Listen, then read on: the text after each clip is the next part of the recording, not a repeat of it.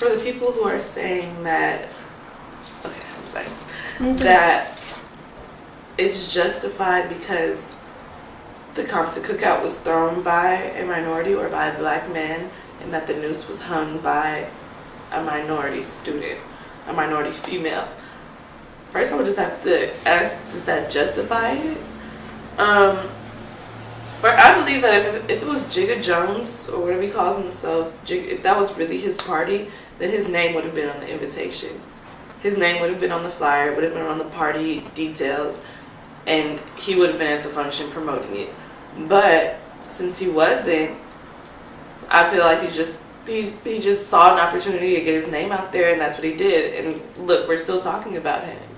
He's got what he wanted. He got what he wanted, basically. He just wanted media attention, and that's exactly what he got. So, and for the girl or the female who hung the noose up, I don't want to call her a girl, but I don't want to call her a woman who hung the noose up. I believe if she was black, then she would have specified that. Because I read her statement in The Guardian, and I feel like if she was black, then that would have been something she said. And if she was black, if I'm wrong, then that's really sad for her that she would find amusement in the fact that one of her friends was able to represent the degradation pretty much of black people as a whole.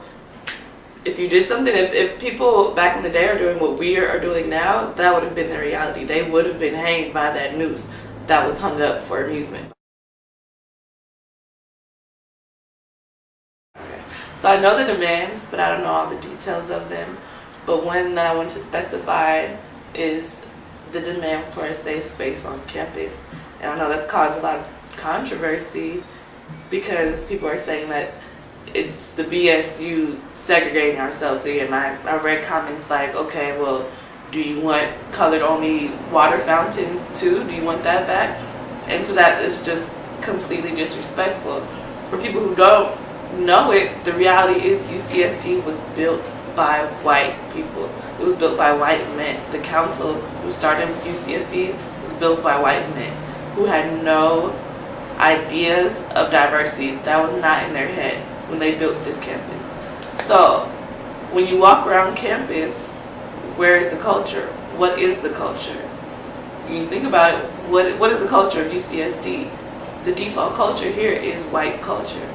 So what Black Student Union is demanding is a space where African Americans on campus who feel isolated on this, walking around, going to class, where we can feel comfortable, where it's our culture, where it's people we're used to, things we're used to seeing when we're home. This is not a campus that was built for us to feel welcome. So what we want is a safe space where we can feel welcome. And the BSU in the past has never, ever isolated ourselves. Our meetings are open. Anyone who wants to come in knows where we're located. Mondays, 6:30, Cross Cultural Center. We've never said, no, you're not welcome here because you're not black. That's not the case. We're not saying we want a black-only space. That's a ridiculous demand. If the demand was that far off and that far-fetched, it wouldn't be getting approved, and it wouldn't even be a thought in the chancellor's mind.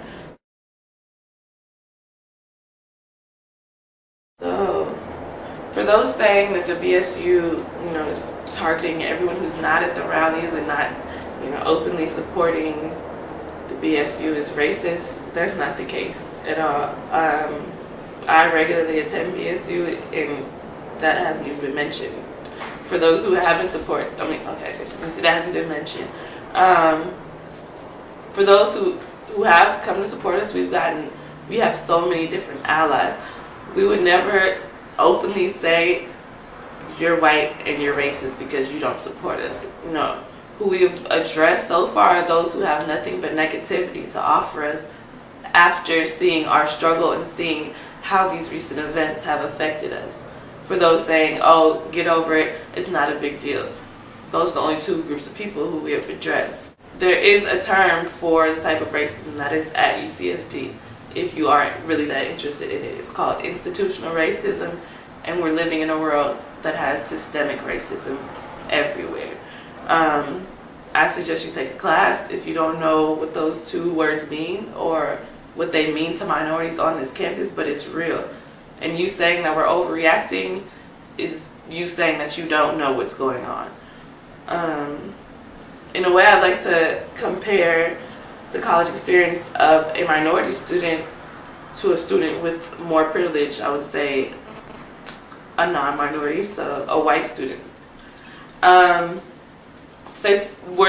friend of mine gave an example in a meeting, in the BSU meeting this past Monday, saying that it's kind of like two students are trying to get to one point, and one student has, a flat road to travel while the other is going up a steep hill. And that's the reality of it. This is privilege, and these are underprivileged people. And these people are not underprivileged by choice. These are laws that have affected these people since the start of America. Black people were not put in America to succeed. We were put here as slaves. So we've come a long way, and I'm here, and those laws have affected my grandparents. I'm still living in a lifetime of racism. Just because the de jure laws have been, abolished, as I say, or most of them have been abolished, doesn't mean that the effects have, because I'm a product of it. My grandparents could not go to school with white kids. My mom was a first-generation college student. I have friends now that are the first in their family to go to college.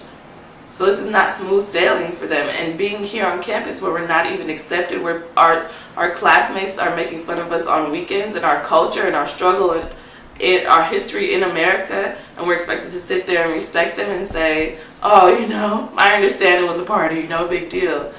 No, that's not what we're going to do. If we see injustice, we're going to speak on it. Now we're in this institution where we're set up for failure. We're not learning about our history in K through 12, where we have to come to college just to learn about our history and pay people for it. This is not information that we're getting. And when we get here, we're learning these things, and we're having to go to class and sit next to people who enjoy mocking us and who tell us that we need to get over blatant disrespect. This is the reality that we're living in. Racism is not gone. Racism didn't disappear with, the sign of the last abolished racist law. It's still here. The laws are gone, but the effects are here. And this is the effects. I'm living on a campus where a KKK hood is put on a statue of our campus library.